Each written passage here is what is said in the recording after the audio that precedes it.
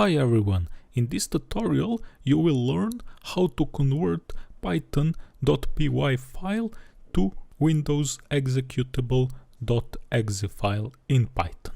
Prerequisite to convert .py to .exe is to have installed on your machine pyinstaller module.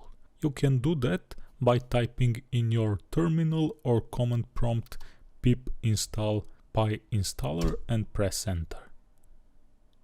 Now you need to choose a Python file. Here in this example I'm gonna use this file. This program checks is number is even or odd. This file is in this folder on this path. I can find it by typing, for example, this command. Here we have it. Now how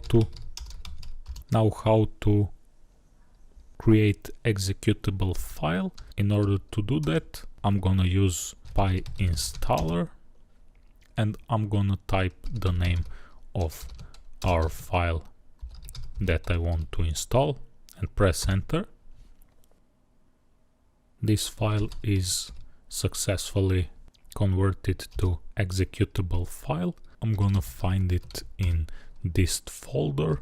In this folder there's also folder even odd, but we can't execute it from here. I'm gonna copy it and let's paste it in Windows Explorer.